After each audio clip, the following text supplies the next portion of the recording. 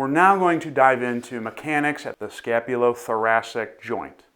Well, not a true joint in the sense of a glenohumeral joint or a femoroacetabular joint with synovial fluid. The scapula does still move along the rib cage, and vice versa. The rib cage can move along the scapula. Let's dive into the physiological movements that occur at the scapula along the rib cage. First, let's go with a side view. The first move is going to be anterior and posterior tipping of the scaps. Anterior means these things are going to tip forward just like so along the rib cage.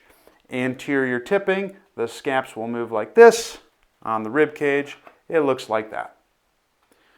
Posterior tipping is the exact opposite. The top portion of the scaps tilt towards the posterior or the back side. Anterior tip, scaps go forward. Posterior tip, scaps go backward.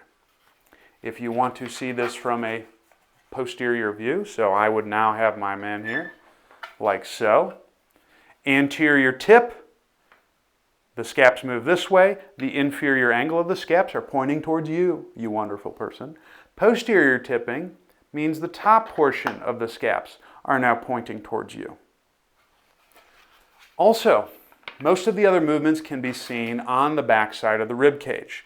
We have scapular elevation. Elevate, meaning the scaps go closer or upward towards the skull. Scapular elevation. Shrugging your shoulders. You don't know the answer to a question.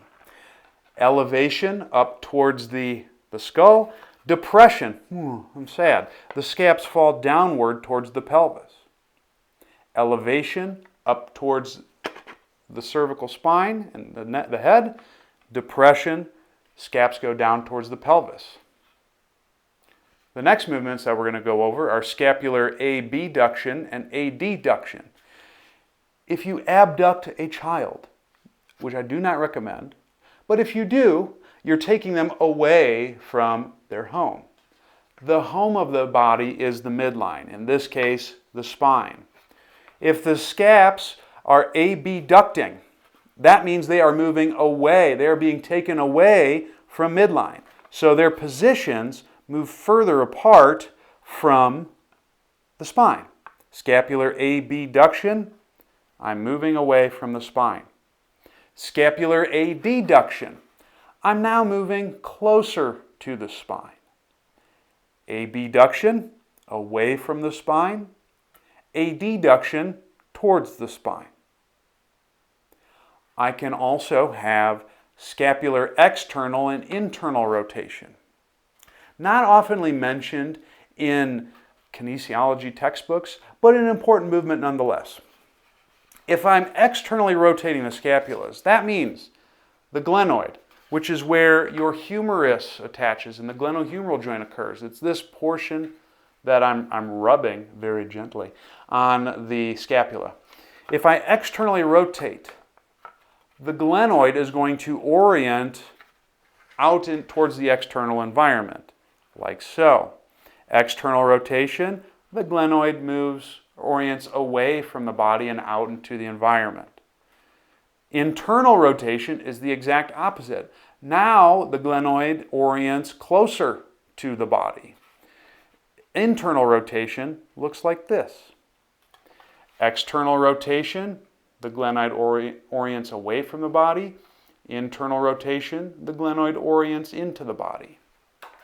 On myself, if you need a better visual, external rotation looks like this. Internal rotation looks like so.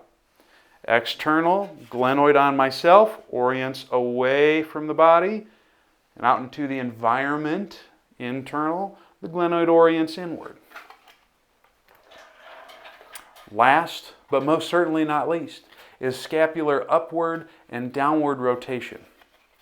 When the scapula upwardly rotates, now the glenoid is facing upward, like so.